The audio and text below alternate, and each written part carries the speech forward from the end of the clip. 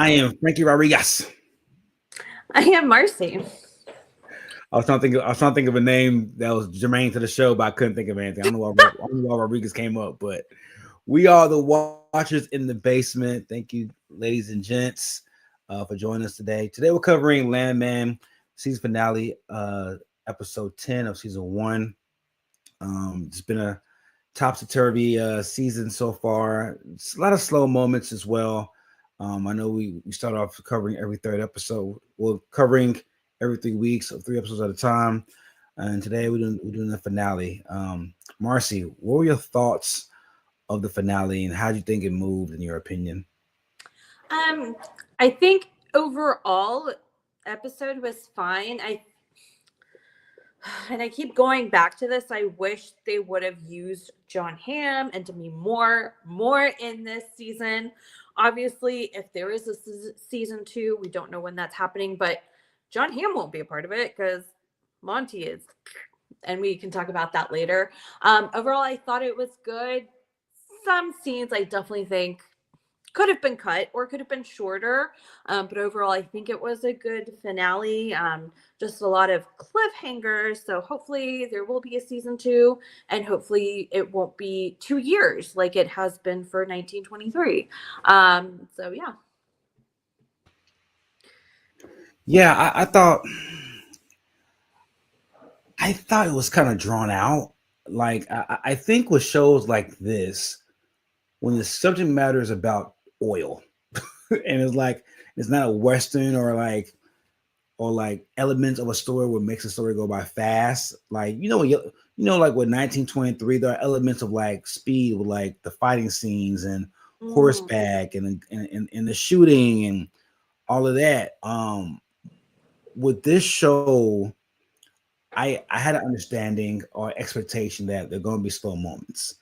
I think when you have a certain amount of oil and a big oil company, it's going to be some elongated, stagnant movement, and I think that's why they added elements of like the cartel and like elements of like the the toxic relationships that Tommy has in his life, just add a little bit of spice to it.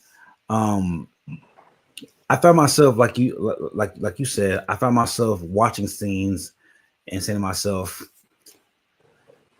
could we really have dealt with a 15-minute scene of them at a strip club with a bunch of old folks? Could we really have dealt with a 10-minute scene of like of of uh the daughter strip teasing, a 17-year-old daughter strip teasing her boyfriend? Like it was a good 25 minutes between those two scenes. I'm like, bro, we could have done without this, dog. Like I love sex much as the next person. I am a sexual being, but I don't want to see a 17-year-old get it on. Like this is not my thing. I'm good on that. I'm good on that. And then I get it. Like you're trying to, and we talked about this too. With Tommy's daughter and wife, or reconciled ex-wife, now wife again. Um, I struggle with like their placement in this story, and I struggle with like the prominence or lack thereof in this story. This is like 4 episodes now that we've seen this nursing home scene, this nursing home story arc. Like that could have been a 1 episode thing, maybe 2. We're going on a month now of this, and I'm like, this is the best you could do with those two characters. I don't understand. Like you could have gave them more of a prominent storyline dealing with oil, or like dealing in a more serious tone in Tommy's life. Just some of the placement of like some of the characters, especially the women on the show. Look, it looks like Demi Moore's character is going to be in the forefront moving forward. Assuming there's going to be a season 2, hasn't been officially announced, but it looks like it's heading that way. Again, you pay all this money for Demi Moore and you don't use her until like the last couple episodes. And even with the last couple episodes, she's sitting in the hospital just chilling, like waiting for her husband to die. Essentially, hoping that he gets a heart transplant, but we know he's going to die at this point. And I just feel like my fear moving forward is that we're gonna have more dead spot scenes of just slow pace, irrelevant scenes that doesn't do a good job of like pushing on the story. Yeah, I definitely agree. I think it would be different when it comes to like we've talked about it, and people online have lots of opinions and lots of news stories written about just kind of like the sexualization of like his teenage daughter and her being 17. And then even in this episode, she got her, I guess, boyfriend now to strip for the ladies at the strip club, right? Like we still haven't determined one if he is over 18. So at this point, it still looks sketchy. Like I don't have a problem that they took the old folks to like see strippers. Like that's great. You should love and enjoy sex at every stage of your life.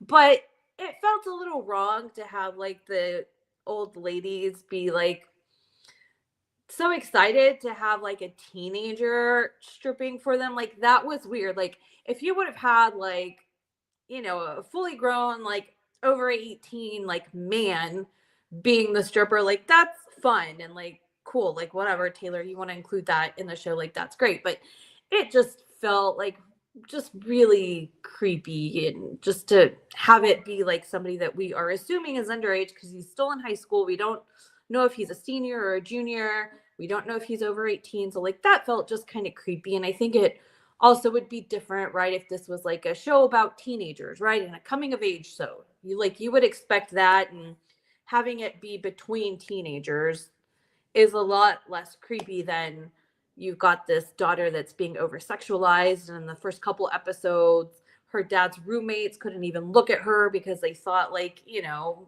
they would get boners or something from looking at her, which is also insane that you have like these grown-ass men, lawyers, engineers being like, oh, I don't trust myself around like the 17-year-old girl. Like hopefully men have more like self-control than that. But yeah, I agree with you on that. I agree with you, Demi Moore. Would have loved to see a lot more of her, especially now that she's, I guess, being like having this career revival, and she won the Golden Globe, and now she's nominated for an Oscar for The Sustenance. So The Substance. So want to see more of her. I think I read that John Hamm was only able to film this show for like 6 weeks in between other projects. So from the get-go, he had only signed up for one season. But Demi Moore, if we have a season 2, please use her more. I want more of that feminine energy rather than what they've been doing with Angela and with Ainsley. Again, if they wanted to like explore like a more deep side of them by like having this nursing home storyline, like make it more in depth about that, right? Like talk about like actual issues in nursing home, like weave that into your story instead of it just being like, we're gonna get them drunk and take them to a strip club, which is like great. Like entertainment is crucial for people in old folks homes, but also there's a lot of issues that you could have tackled if your intention was to give a little depth to those two characters that had been, in my point of view, like just not very well written. Like Taylor, please do better in writing women characters. I'll tell you what, Marcy, it sounds like they could have used you in the writing room.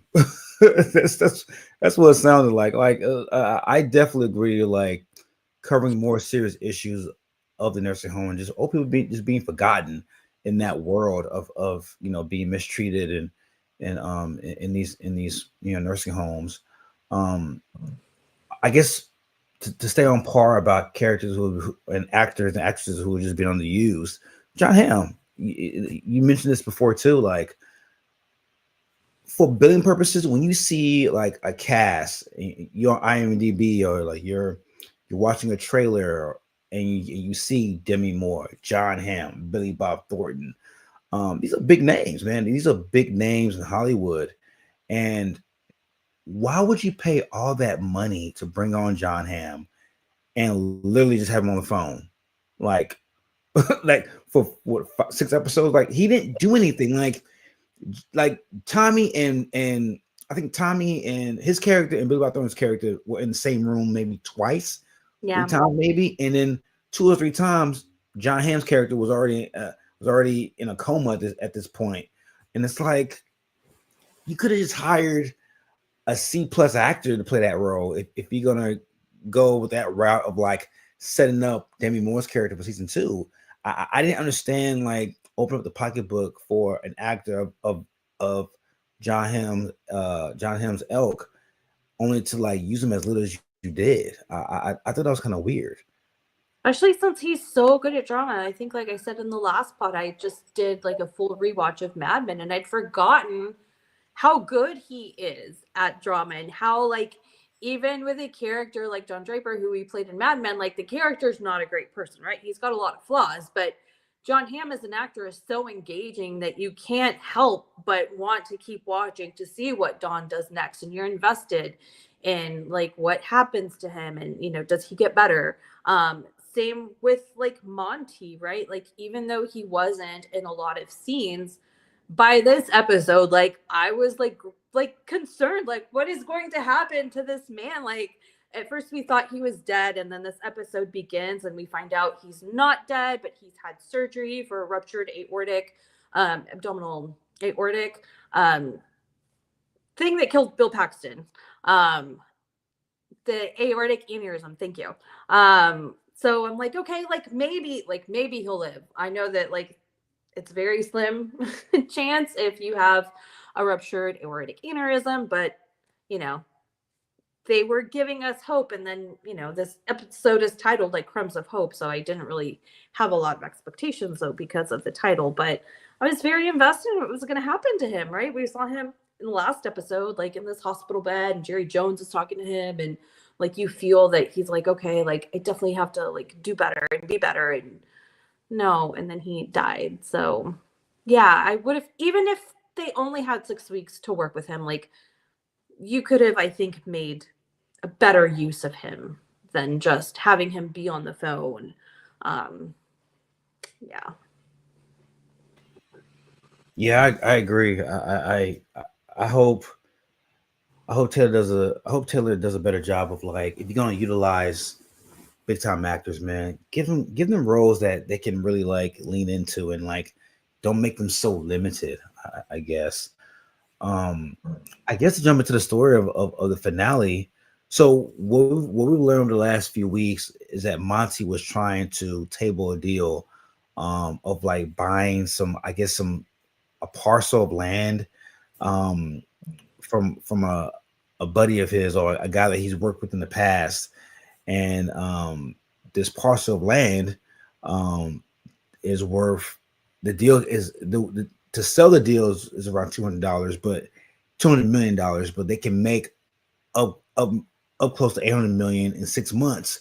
But here's the risk factor of it: if the oil, if I think they said the oil barrel drops below $60 a barrel at any point of them holding on to this land, that they could be out of work, they could be out of business, and um, we don't know much about Tommy's past, but it's been alluded that Tommy was pretty much at a Monty level, or at least somewhere in that stratosphere of like wealth. And I don't know if he got too greedy. I don't know if he stayed in the game for too long on certain deals, but he pretty much got asked out financially. And it looks like to me, the way the story is setting up, and please give me your opinion on this, Marcy. But what I got from this, because Cammy hit John Hamm's character's wife, is giving the blessing. I guess it might have been Monty's will or executive order that if something was to happen to him, Tommy will be the president of MTEX Oil, which again, it looks like for Tommy's character, like a chance of like a second chance of like doing right and like making money and like being successful this time around, as opposed to losing everything, his wife, his family, $100 million in debt. It sounds like. What is your thought process of Tommy's arc, of getting this second opportunity to like be the man? Yeah, whenever they were in the hospital, and his Monty's attorney is going over like the stipulations of the will, and what Monty wanted, and he's like, okay, so Tommy, that means that you are the president now. And I was like, oh my gosh, like that's like great for Tommy. But then I was like, okay, if Monty feels like he has what it takes to be the president, why doesn't Tommy have like a higher position with or higher, better position within the company, right? Like, why are you going to wait until you're either dead or incapacitated to give him like that responsibility and opportunity to be the president? Like, have him be like based out of Fort Worth like you are and like be making more money so he can get himself out of debt. That was my second thought. It's like, okay, Monty, like, why are you waiting until you're gone to be able to let this man like have a really good position within your company?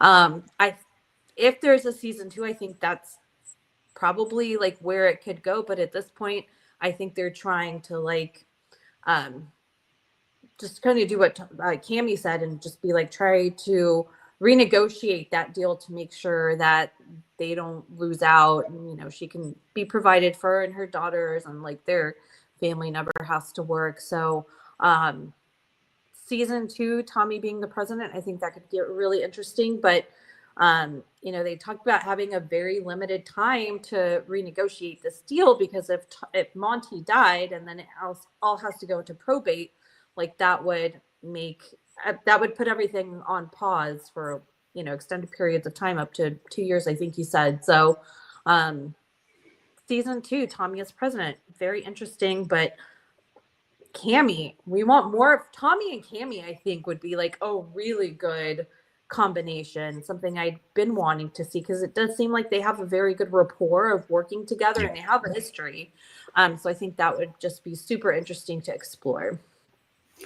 I want to explore what you said a little bit more about Monty and Tommy's dynamic. You talked about why did Monty have Tommy in a better position or a more financially prominent position. Trisha, Texas Potterhead, Trisha B, what's going on? She says, I enjoyed it and didn't. I enjoyed and didn't enjoy the season finale. The show felt slow and the Cartel storyline. So I'm glad it got some payoff. But let's be honest, the Cartel would have executed him on the spot. Yes. Yeah, Thank you. I agree, and we'll definitely get to that point too. But good seeing you, Trisha. But no, Marcy, you bring up a good point, and I want to raise this question to you. So we know that Tommy once had it all and like, you know, fell on hard times, and it looks like we could make the point that maybe Monty knows that, and Monty knows Tommy's worth, and Monty knows how valuable Tommy is. But at the same time, he doesn't want to uplift Tommy too much, and maybe it's an elitist type of attitude. Like, look, man, like you once had it all, but don't get it twisted. I'm that motherfucker. I'm that top dog. You're gonna be beholden to me, and I don't want to lose you because you're valuable. But I don't want to lose you to a point where I uplift you and you move on to bigger, better things. Because you see how important Tommy is to the whole operation. He's staving off cartel members. He's cutting backside deals. He's I don't want to say covering up like wrongdoing, but like all these deaths and wrongful claims, and he's like dealing with all of that. So I mean, I know Monty died of a stroke and heart attacks and all of that, but he probably would have died 10 years earlier if it was for Tommy. And I wonder if Monty kept him close because he didn't want him to be so important to where he got uplifted and left and went on to bigger, better things, knowing that he needed a guy like that on the ground on a day-to-day basis.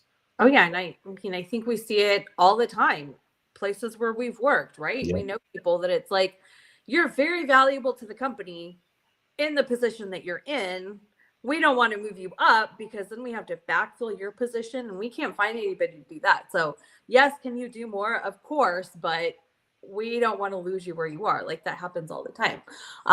So that's a really good point that you brought up, because Monty had said that a couple times, you know, when Tommy's trying to like tell him something about a directive that Monty has given him. Monty's like, okay, but it's not like, it's my money that I'm risking. It's not your money. Like these are my calls that I'm making because this is my company. So he's definitely like voiced that a few times, but he's also, when he was talking to his lawyer on the golf course, he's like, you know what? Like everybody needs everybody needs a Tommy, right? Like all oil companies, they need a Tommy because he is he's the man when it comes to being a landman. So I think it is just kind of like a balance of like he really thinks like Tommy is capable, but again, like still it's like, no, I'm still the one that's calling the shots. Yeah, yeah. Um, it looks like when season 2 does happen, officially comes out, and I'm reading too much into this, but the land that they're going to be fracking and like horizontal drilling and trying to squeeze out as much juice from this land as possible, thousands of feet into the ground. It's called Wolf Camp, right? Yeah. If I remember correctly. So isn't Cooper? Is he on Wolf Camp like working on a bunch of like small town landowners trying to buy mineral rights and cutting deals?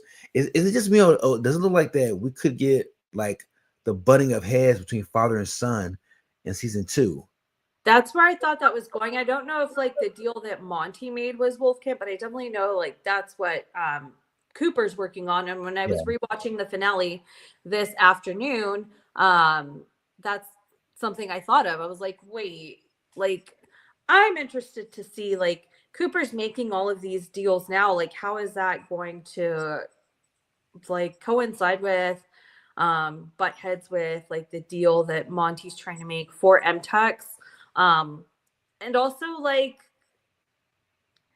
it's interesting how he's gotten people to sign like the leases so far, because it's like the 22-year-old kid like approaches me and is like, hey, yeah, I'm trying to like do some drilling and like you're gonna get a 25% cut. It's like that sounds great, but you're a 22-year-old kid. Like, why should I like trust you? Why should I sign this lease? So like I think that they made that a little bit easier than it probably would be for like a 22-year-old kid who dropped out of Texas Tech a yeah. few months before getting his degree would be to, get people to sign these oil leases. But through the magic of Hollywood, it has happened. Yeah, because he's given beyond more than fair from what it sounds like, fair deals when it comes to like was it 25% cut. And Yeah. and he's like, man, this is, I mean, I'm not, because like I think one leaseholder was talking about 18%. So no, I'm Yeah. gonna give you 25 because that's a fair share. Yep. So I feel like what they're trying to do is they're trying to position Cooper as like this Jon Snow beyond fair character, moral compass character, going against the juxtapose of an oil company who's going to give you the pennies on a dollar and try to multiply their worth by giving you a piece of what it's worth and making 10 times or 15 times over what it's worth once they acquire that land. But again, and this is, I guess it's the Hollywood aspect. If Cooper's cutting all these deals, how's he gonna afford the money to actually like hire drillers? He has no capital right now. So how's he gonna hire drillers? And because he has to hire a company to drill, right? Like how's he gonna get the upfront money, or he's gonna take out a loan? Like I don't. That part is what is kind of confusing. It's one thing when MTEX is doing it because MTEX is worth billions of dollars. They can hire. I think there was a scene where Tommy talked about they spent like I think it was a $2 billion drilling in one part of the area in Texas just like a year ago. Mm-hmm. Cooper ain't got $2 million. Cooper ain't got $1,000 probably. Like I don't know. I don't Ariana know. has money now. That's true. Oh, okay. You're right. You're right. Okay, yeah. Because episode 9, he was at the coffee table and he was talking about the money I guess that Ariana had to use that to like help with the drilling. Okay, that makes sense. That makes sense then. Which, if you're Ariana, man, that's very fucking trusting. With somebody, but I guess when you're in love and you see the vision of somebody that you love, I guess there's no hesitation. Okay, so Yeah. you use the a portion of the couple $1 million that she's gonna get to like, but still, like, that's still, it seemed like that wouldn't be enough to drill. I agree, but I didn't even think of this. I've is somebody who's also been young and stupid in love and trusted somebody with money when they shouldn't have. Yeah, I mean, she's trusting because in the last episode, I think we talked about this. You know, he's like, I'm trying to see like what we can do with this money. I'm like, this money, like that is Ariana's money, boo. Like what? Like Exactly. why are you making plans with this money? So that's why I was like, it wasn't clear. Was he talking about like this money that you just got, or like does he like? Was he talking about like this money? Like maybe he has some money somewhere somehow, like his father-in-law, or not father-in-law, his stepdad. But yeah, she only got 2 2 million. million. I don't Yeah, think Trisha, that's right. 2 million. so. I think he's just like startup. He's gonna hustle. I don't know. Like again, magic of Hollywood and Taylor Sheridan, like making making things happen out of thin air. But yeah, I think that's what they're trying to do to like set him up to be like the ethical oil person. And like I think we've all seen like when you're young and you're trying to build something, you are going to do it ethically. And then once you become a big company, ethics sometimes are the first thing that flies out the door because you have to make money and you are beholden to shareholders. So I think it is also a good progression of like you have great intentions when you're starting out, and maybe that's what like Tom like screwed over Tommy. Like maybe he was also trying to be like the ethical oil man, and it didn't really pan out for him. Well, and that's my other question too, is that I wish they had more, and maybe the way the show did it, they did it through like off-camera conversations between Ariana and Cooper about like what to do with this money, and like the conversation about like, hey, you helped me um uh win this money through through a negotiation table, but like let's talk about this. Let's have a back and forth about you wanting to like use this money. Like I wish there was more dialogue about that and not just Ariana, just oh my God, I'm so beholden to you because you saved me in my legacy, my son's legacy by help me get $2 million. Yes, love, I'll do anything you want to do. Like I kind of wish there was more pushback from Ariana because they I mean, I know she's like a landman's a oil wife, and like she's takes care of home and all of that. But I kind of wish they would have gave more pushback on her character when it came to that aspect, because they gave her pushback when it came to like her feeling disrespected by Tommy and on home, and find a lawyer and like questioning that. But like you don't question a man that you barely know, that you say you love, and to like invest in part of your money. And they didn't specify how much money. Was the whole 2 million that they want to invest? Like there was no specification of how much money they wanted to use as a startup towards drilling. It's just, I don't know. It's a lot of like missing pieces. When you talk about big money, of like when it comes to drilling oil as a small town person. Yes, and I think they said Ariana's like what 22. I think is what Tom said. Yeah, so I did really stupid ass shit when I was 22, especially for a man. That now at 40, I would be like, girl, like, no, do not do that. That is no, girl, no, you are in danger, girl. But she has had a big loss. Again, she doesn't know a lot about the finances. She had no clue like about any of their bills. Like Cooper had to teach her that, right? So obviously Elvia was like dealing with the finances. So I'm glad in this episode that they like started to show her dealing with it, because I think it all goes back to you've had a really big traumatic loss and you haven't processed it. And like, this is what is happening, right? Like you're falling in love with like this new guy and you're having him move in and you're taking care of him.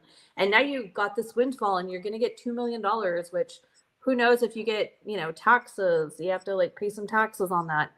Who knows? It's a settlement, so maybe not. But I think it all is just like she's young and she's had a traumatic loss and she's got to like deal with those two.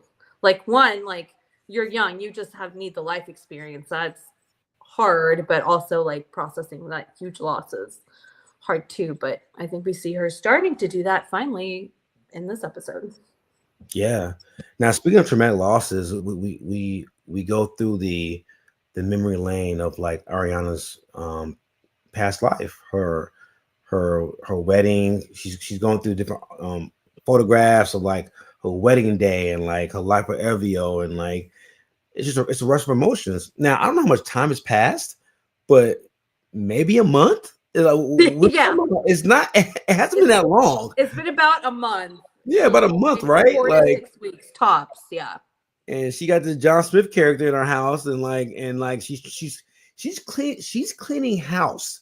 She's cleaning like everything of Elvio. She's going through boxes, Yeah. clothes, photographs, like just like different shit. Even the dog's like, "What the fuck you doing? That's what daddy shit. What are you doing?" And she's just over, just flushed with emotion because, and she represented, I think episode 6. She loved Elvio, but Cooper has made her feel things that she never felt even with Elvio. Yeah. And I think the loss of like moving forward, she feels guilty and she just feels she's overwhelmed. Rightfully so. Like I said, it's been 30 fucking days. And Cooper comes in from a long day of negotiating with Leisman, and they had that discussion. And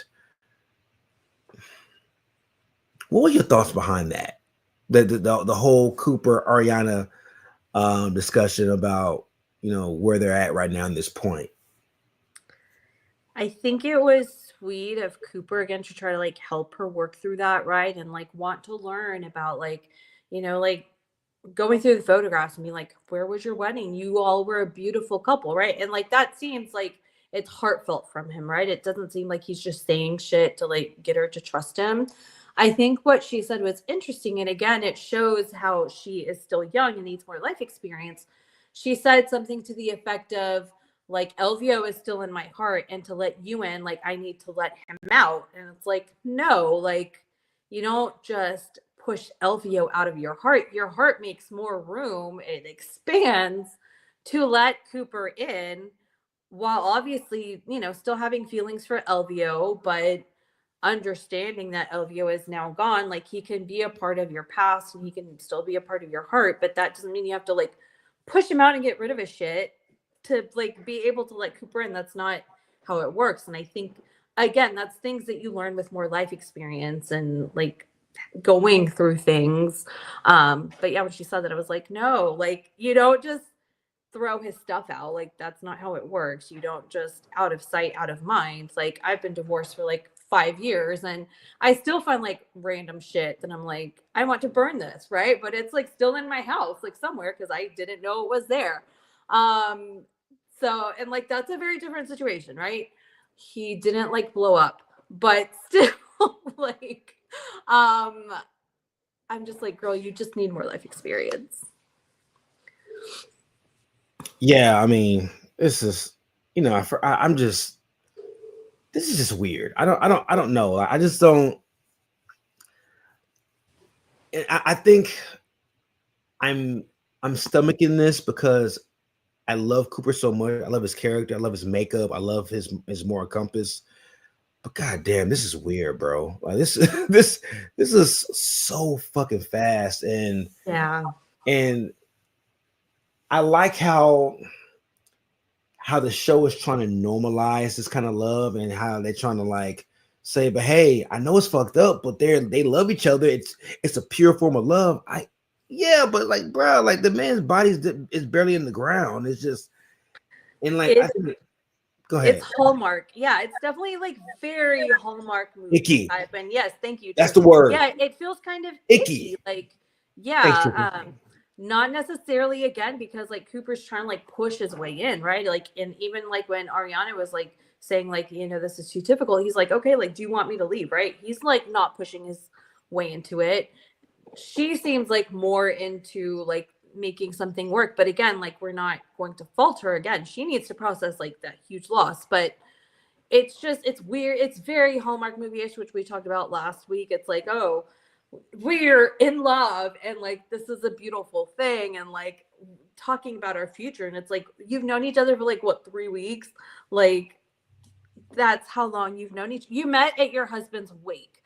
Like, this is not normal. Like, no, like it's not normal. This is some shit that the rapper Drake would do. It just seems very, it just seems very fuckboyish. It just seems very like creepy and like I'm sick of my talents. Oh, fresh meat. You know what it reminds me of? You remember Wedding Crashers? Yeah. When Will Ferrell's character made a cameo in Little Crashing Funerals. And like Yes. Will Ferrell was telling Owen Wilson's character, like, man, it's like fishing with dynamite. The women are just so horny. Like he's just describing how like how invigorated he is of like preying on like women who are experiencing loss.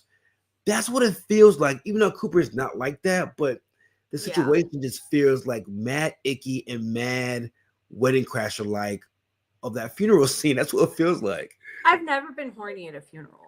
I've been like, luckily I haven't been to like a ton, right? I haven't had a lot of loss, but all the funerals I've been to in my life, whether it's family or like friends of family or people like I've never like been horny. Like, no, I'm there. Uncomfortable, maybe, especially if you don't know that person that well, but you're there to like support their family member who you're friends with. Like, no, I've never made a love connection at a funeral, so that's like super, super weird. All right, Marcy's never been horny at a funeral. Okay, cool. No. I'm glad. I mean, that was gonna be my next question. Have you been horny at a funeral? But you already answered it for me. So weddings, yes, maybe not a funeral. That's okay. Thank you for clearing that up for us. I appreciate that. Let's talk about Tommy, man, and like, I ain't gonna lie. I think the cartel scene was a little bit too long. I felt it was very long and drawn out. I felt like now I appreciate the cartel element because it does bring an element of like excitement, an element of like griminess to the show that I think you need when it comes to oil. Because like we all know, this is a multi-billion-dollar industry. Like motherfuckers gonna do some dirt to get this bread. So I do appreciate the element of the cartel as far as that's concerned, the two different factions, and what they're willing to do for this bread. What I thought was kind of weird was how long the shit, how drawn out the shit was. And I think Trisha said it earlier. If there's some real shit, Tommy would have been killed. Episode 1, when they episode one. Episode 1, yeah. Like you cost the cartel. Well, in the cartel's mind, you costed them millions of dollars in product and merchandise. You killed off their men on accident or inadvertently killed off their men. Like it's really crazy. Trisha says overall on the show, I was really excited about, but was disappointed in the end. The female characters were lacking depth. The actor who plays the son, I think, is terrible. It's no lie. It's just very black. Yes, and like she mentioned, like the cartel would have just killed him. Like, like I'm Mexican. I've been like cartel is like a part of like you're always hearing about the cartel on the news, right? And you hear about like how in like your family's hometowns, your ancestral like hometowns, like the cartel is like really bad and the violence is really bad and they kill people like for like tiny ass reasons, right? And it's like brutal. Like they're not going to kill Tommy because they're mad at him, and I guess like their boss like wants Tommy alive, but then he shows up and it's Andy Garcia, and it like my question is he supposed to be like a Mexican cartel guy or like a Cuban one, because that wasn't like expressed. Like his little Spanish had a little bit of Cuban in it, so I'm like, are you trying to convince me Andy Garcia is Mexican? Because like I can't go there. Like Andy Garcia is like huge and legendary, and like we know that he's not Mexican. So it was just like whatever he takes like Tommy's like head covering off. It's like, what are you doing here? Like, yes, I love Andy Garcia and it's like interesting, but like, what the hell? Like, what is happening right now? Marcia, I ain't gonna lie. When you saw us saying, "Hey, I'm Mexican," I think it'll be like, "Oh yeah, I got family in the cartel. We do X, Y." I'm like, "Whoa, wait, what?" No. No, I look. I agree. I used to work in news. I was supposed to be sent out to Juarez back in 2010 And I'm like, I'm not going. They're hanging people off the goddamn side of the highway. Bridges, yeah. Yeah, I'm good. I'm not writing shit over there. We can report from the confines of our newsroom. I'm not going, no news truck going across the border to Juarez. I'm good. But no, like for real, like I think that scene was too long, and I think that scene, because I got to the point where I'm like, are they gonna kill Billy Bob's character? I mean, we already lost Monty. It looks like we're gonna lose Billy Bob too. Like, what does season 2 look like without Billy Bob and John Hamm? Cooper is the Landman. Is this gonna be some Game of Thrones shit, or we kill up Ned Starks in episode 10 of the finale, or we like I was kind of confused by that. Now there was a line that Tommy said to the cartel dude. He said, "You are operating out of your pay grade on this one," and it was foreshadowing because he was operating out of his pay grade. Like he didn't, I guess, talk to to Andy Garcia's character. I guess who is the head jefe of the cartel familia. He didn't talk to him because as that scene towards the end ends, he gets killed off too. And now he gets killed. But anybody that was following old buddy got killed too. And Andy Garcia character comes in with his men. What did you think I don't know the guys. I gotta look up his name, but what was that guy's goal? The cartel's second in charge or third in charge goal. You think in kidnapping Tommy and doing what he did to Tommy for that whole day that he had him. Yeah, I thought about that too. And I think it was just kind of like, shit, like this happened and we lost a whole lot of product and money, and now I got to do this to maybe like show my boss that like I'm like willing to rectify shit. But it was kind of like interesting because it's like a parallel to, right, like Tommy and Monty, right? Like this is still Monty's show that Tommy has to like do whatever Monty still says, right? Like this cartel guy, he's like, yeah, like there's a big boss, but like on this side of the Rio Grande, I'm the boss. And it's like, no, like the big boss is still the boss. Like you think you're the boss here, but like if he doesn't want Tommy to get killed, he's gonna stop you from doing it. So I think it was just kind of like, let me try to like fix this shit to like feel like a big boss. But yeah, I think he was trying to prove himself to his crew and himself that he's a badass. Yep. And not to be disrespected. And like, you know, too bad. Like big boss came in and was like, nope, I want to deal with Tommy now. But what I don't understand is that, so you get mad because he didn't make time for you on this meeting that you're supposed to have with Tommy, I guess a week prior or whatever. You're still upset about the profit that you lost. You had a deal worked about, hey, you know, you can operate on this part of the land or whatever. Y'all cleaned up the mess from the ordeal of like your guys getting killed or accident by the National Guard or whatever. Accident. Yeah, accident, right? But like the money that's still owed, or the money that he talked about paying you, I don't think he paid you yet. I don't think Tommy paid you. So why would you kill him? And what do you think that was going to cause, like a domino effect? You're gonna kill off one of the top dudes in MTEX, an oil company that's worth billions of dollars. And Tommy might have been a little bit facetious and kind of like hopped up a little bit about what they would do. Yeah, it's still a multi-billion-dollar oil company who they have the governor backing them. They have different billionaires backing them. Like, what did you think it was gonna do? Like, and Jimenez is his name, the cartel dude. Yeah. Oh yeah, we have much money as you do. We have much flex as you do. This is a government sanctioned oil company. You want those eyes on you, bro? If you kill off the one of the top guys, one of the top landmen in Texas, like why would you want that attention brought on you? That was so, I didn't understand that. Like you blew up an oil rig. I mean, you blew up a oil camp. Yeah. That right there is a lot of noise that you brought on yourself. Now you want to kill up one of the top dudes, one of the top landmen. Like I didn't understand what him this goal was at that point. I didn't get it. Like, and I wish we would have got more on-screen story between Jimenez and Andy Garcia's character about the money that they lost on that trip. That would have been nice to see. Like, look, if I'm a cartel leader and I lose millions of dollars on my watch, you best believe I got to answer for that shit to the Jefe. And that was never. And I wish they would have shown that to kind of bring like the seriousness of how much money was lost.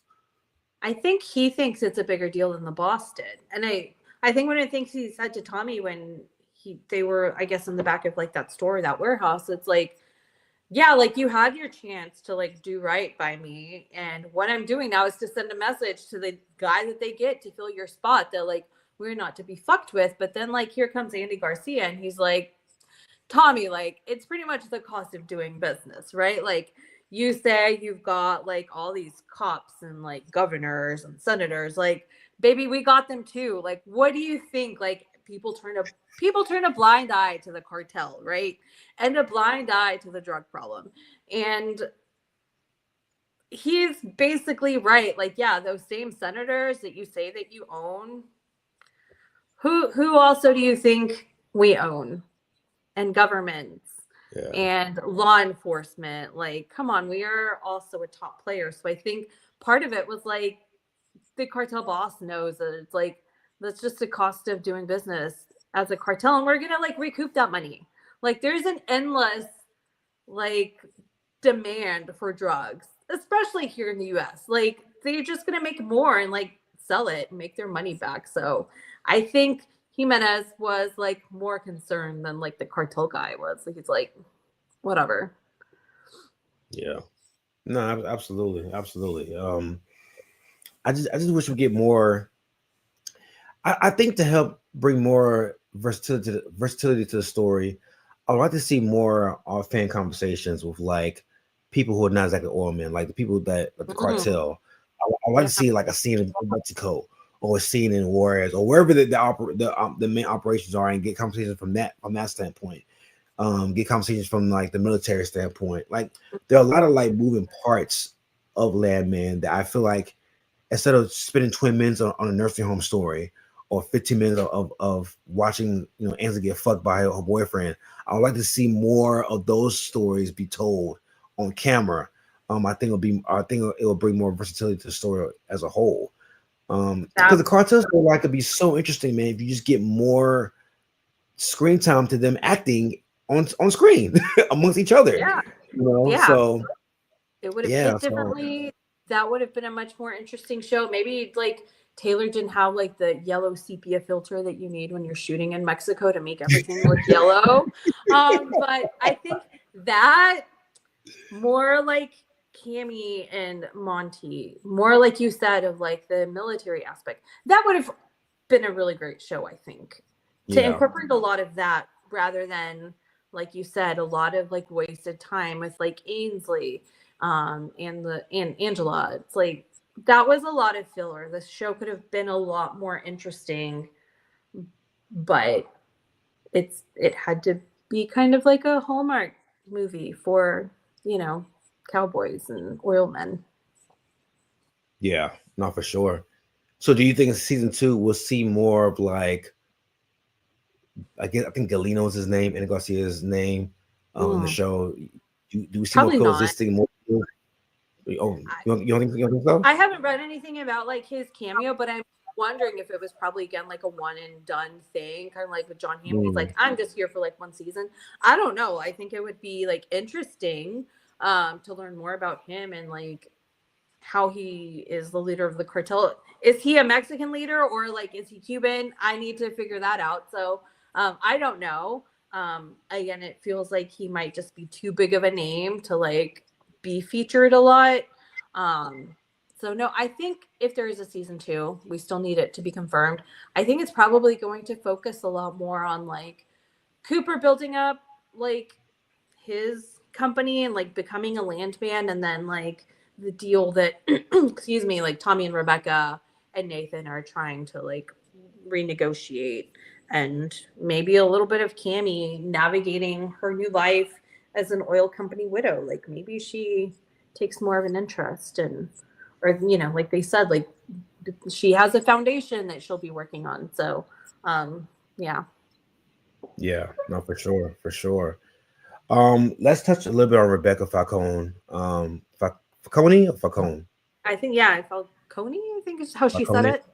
Okay, Falcone. So last we saw her and Tommy kind of on the outs. She threatened Tommy by throwing Cooper under the bus and painting her own narrative of like recouping that money that Cooper got out of Nathan and Rebecca that Monty got pissed about. So they were already on the outs, and Monty's dying wish, or in Monty's executive order, he wants Rebecca to be like their main lawyer to cut deals. Mind you, Rebecca knows nothing about oil. She knows nothing about the oil business or being the landman business, how things work. So Tommy makes a call to Rebecca, lets Rebecca know, hey, I'm calling the shots right now. I'm the man until further notice, and I'll get rid of your motherfucking ass. But Monty sees something in you. We need you to cut this deal. And we get a scene of pretty much Rebecca getting a crash course on like what fracking is, as I did too. Why this is important, why she needs to know these things before we go into the negotiation table. I don't know why they want to let Nathan do it. Because they say Nathan's a good lawyer. I think that's the line that Tommy said, but I need a killer, I guess. Why not have Nathan lead it and have Rebecca fill in the gaps? I didn't understand why you would take Nathan off of this case when Nathan has all this wealth of experience of the ins and outs of what this deal, of what just being an oil person is. That kind of threw me for a loop. What were your thoughts behind Rebecca taking the lead on this upcoming negotiation and Nathan kind of in the back seat? I mean, have they not had difficult deals before that like Nathan has been able to negotiate for? Like, I can't assume that in all the years UMTEX has been in operation, we don't know how many, it's probably more than 20. It seems like he and Tommy came up together, so it's probably like 30 years. Like, this is like the first like really difficult like deal, and you need somebody who's only been a lawyer for 6 years and is not like an oil and gas negotiator. That's who you put your faith in. And a few episodes ago, like, you were really upset with her because Cooper had busted her. A 22-year-old had gotten like a better deal. So I think it obviously has been written to fit the storyline, but like it didn't really make any sense. Like, why do you need a killer, ruthless lawyer now? Like, this can't be like the first deal where you've needed somebody like that. And like, you haven't really known Rebecca for a long time. How are you like placing all of this trust in her so quickly? So yeah. And on top of that, when the show starts, Tommy and Monty are thinking they get a different lawyer from that law firm. Yeah, they weren't even expecting her. Like, I don't think they'd even known her. So again, like, you're putting your trust in a lawyer that you've known for like maybe 3 weeks. Yeah. I thought it was kind of weird. That didn't make sense to me, because with so much on the line, and it sounds like Nathan has done so much for them over the years and has cut so many deals for them. It almost seemed like a demotion for Nathan, and Nathan took it as such. He was not happy about it at all. No. And so that's gonna be interesting to see if there's gonna be any friction between Nathan and Rebecca going to season 2. Does Nathan sabotage the deal? Does he have a run? I don't know. I mean, this Nathan comes across as a very proud man, with a lot of experience, and you being undercut by somebody who has a quarter of the experience that you have. It could be taken as a slight, And also, like, I'm sure Nathan isn't the only like internal counsel that you have. Like, he can't be your only like general counsel. You've got to have like a team of lawyers internally, but then you also have like your external like lawyers. Like, I don't get how it's like, like Oh, well, and her reaction to his death made me think there was something there. Interesting. Mm. Hmm. Are we thinking like maybe Monty did know Rebecca before? Like, is that kind of what we're thinking? Because that would have been an interesting thought. But yeah, it doesn't really make sense other than like it was written this way for the storyline, which I'm all for, like a strong like female character who like comes in and like takes charge and does a great job. But again, like it doesn't really make a lot of sense at this point. Again, maybe like season 2 will happen and all will be revealed and it will make sense, but I don't think so. Yeah. Yeah. I mean, that's interesting. I know. Oh, I like what you're Maybe he didn't know her illegitimate. That would be wild. But yeah. Rebecca's like in her 30s, maybe. Yeah, it's probably around 30. I think she said she's been a lawyer for like 6 years, so maybe she graduated law school around 25, 26ish. Okay. Practicing for 6 years, probably make her around 31, 32ish. So I'll be some wild shit. yeah. For real. So Colonel Ivy, he's pissed because a lot of dead bodies on his watch, and he comes back and all the bodies are gone. It's been cleaned up, and now his men, his men at arms or men and women at arms are like they want to report it, and I'm kind of surprised by this because you're working on the border. You know this is a midnight oil company. You know why you was hired in the first fucking place. You like you know why. Like you're there to create a barrier, a force field to make sure nobody gets in the way. And Tom was upfront, like, look, man, we need you to use this land as a firing range. You can bomb this shit, but we're trying to keep people like the cartel out of this shit. And I was kind of surprised by how like shit in his pants scared he was. What Yeah. thought on that?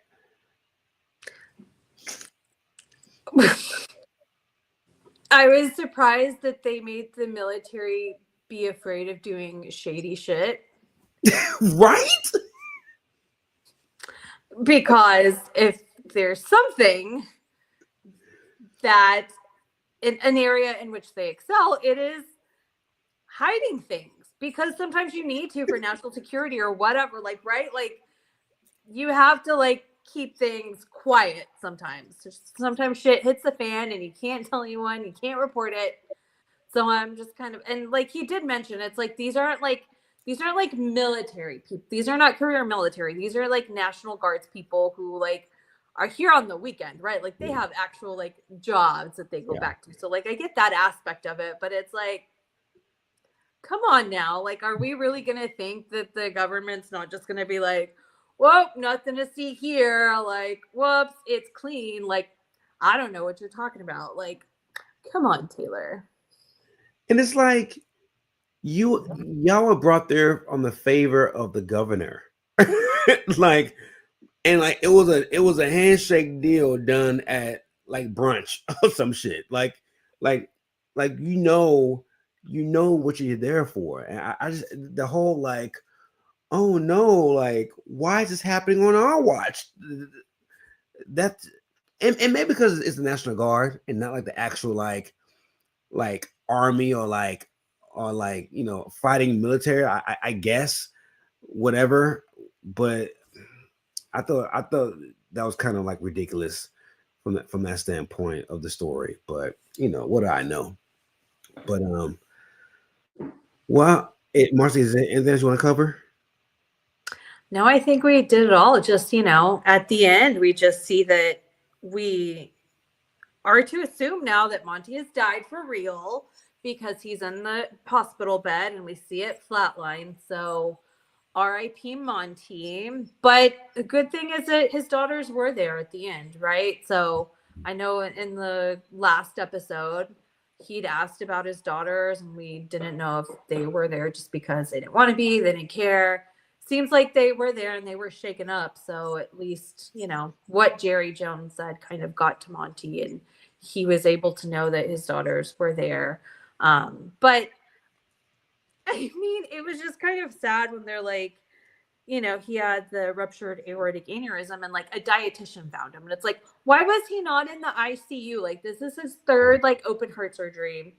Like he's pressing the help button. Like a dietitian is the one who found him on the floor, like not even in his bed. He like try to get up off, get out of bed to get help. And like, he's on the floor. So I'm like, what kind of janky ass hospital did you take this billionaire to? So yeah, and then Trisha asking favorite part of the series. I'll let you answer first, Frank, while I think about it. I don't have a necessary favorite scene. I will say I just like the ribbing between Tommy and like the oral guys, and like the back and forth between Tommy and his wife, like the wisecracks, the smart ass comments. just overall, like Tommy's been a central, like Billy Bob is so good at like just talking shit. And like I think the ensemble cast, whoever he's talking to, they do a good job of bouncing off of him, whether it's boss, whether it's his roommates, whether it's his wife. They do a good job of like bouncing back and forth and just ribbing each other. I thought that part of the show is what made it kind of interesting. And that's what got me. That's what like nabbed me in the beginning. Just the good old conservative shit talking. Yeah, what about you, Morris? Like that, right? Like the whole bachelor pad aspect of it before Angel and Ainsley show up with like him and Nate. And geez, what is the engineer's name? I completely forgot it. Oh yeah, I forgot his name too. Yeah, like I think that was great. It was like good comic relief. I liked that. Trisha liked them going to the strip club. Like I like it too, as long as it's not like the underage football game that's stripping for the old ladies. I did like that they, that he featured this on like the show. Like it's an actual thing. Like people do need to go volunteer at retirement homes and like bring joy to the senior citizens that are living there. Like, and if the show got anybody to want to volunteer at a, retirement home or nursing community, like that is great. Love that. Worked in nonprofits. So like, I know that that's always a huge need. But I think just kind of like the back and forth of like Tommy with like the people in the patch was great. Not necessarily like with his family. It was just kind of annoying. And I also liked seeing some scenes where they're like, this is Odessa, and it's like, no bitch, that's Fort Worth. But they filmed it in a way to make you think this is taking place in Odessa. Most of this is in Fort Worth, and you can like drive by and see it. So yeah, I love that. It's kind of like what I like seeing Walker, Texas Ranger, because it's like, oh, like I've seen all these places because this is still Dallas. So I think I was gonna kick it up. I like how fucking Tommy gets to Fort Worth and gets to all these places in like 45 minutes. Like it seemed like when Cooper got beat up, he was in Fort Worth. He got back to Odessa pretty quickly. Like yeah, I didn't know it was that quick of a trip. I mean, I'm not 7-hour drive. Yeah, like great. Like I would be so exhausted at the end of that drive. Like I wouldn't be like trying to work afterward. Like no. If anybody wants to do that drive, I'm sure it's boring as hell, Right. That is not Midland. That is not the Permian Basin. That is Fort Worth for sure. Hell yeah. Well, I must say, man, Morris, it was a pleasure covering this with you. Again, ladies and gents, thank you guys so much for watching our podcast, supporting our podcast. Landman has done really, really good. Like it's been competing with our Yellowstone podcast. So I appreciate y'all watching. For those who are not subscribed, please subscribe, man. You're already watching us. You might as well just get every episode notification what we got coming up. Road to 500. We have, I think last time I saw we have 420 subscribers. We're trying to get 500, man. That's our next big goal. We got a lot of podcasts coming up. Like we got a lot of shows coming up. We got 1923. I know Marcy and I excited about that. That's coming out February 23rd. We got Daredevil coming out later on this spring. Season, I don't know if it's season 1 or season 4 of like the Netflix series, but we get a new season of that. We got the zombie show. I can't. It's on HBO Max. That's coming out. Last of Us. Oh, The Last of Us. Yeah, that's coming out pretty soon as well. I just saw a trailer about season that. of You is coming out, and I'm pretty sure Brittany's going to want to do a pod on that one. So I think that's coming out in April. Let's get it. You know, I can't wait. I'm with it. More Toxic Joe, and hopefully the end of Joe. Like, I'm ready for him to get killed, but yes. Yeah, man. So we got you coming up. We're sitting on a football podcast. We got a couple left. So we got the AFC NFC Championship game review coming up Monday, and the Super Bowl, probably a Super Bowl review the following Monday after Super Bowl, February 9th. So got lots How of excited are you going to be if the Chiefs go and went to the Super Bowl? Like, that would be reason enough for me to subscribe, to see that pod and see how happy you are if the Chiefs do a three-peat. I might not be sober. You might get some good content. You might get high and drunk, Frank. February 10th. I'm here for it. Just saying, and it will be recorded, so you can go back and watch it as many times as you want and pump up those numbers, man. But yeah, man, we got lots of coming up. We're on Anchor, we're on Apple Podcasts, we're on YouTube. So yeah, man, subscribe, please be part of the family, and let's get it. So for myself, for Marcy, this is episode 10 of Landman season 1. We'll see you on the flip side.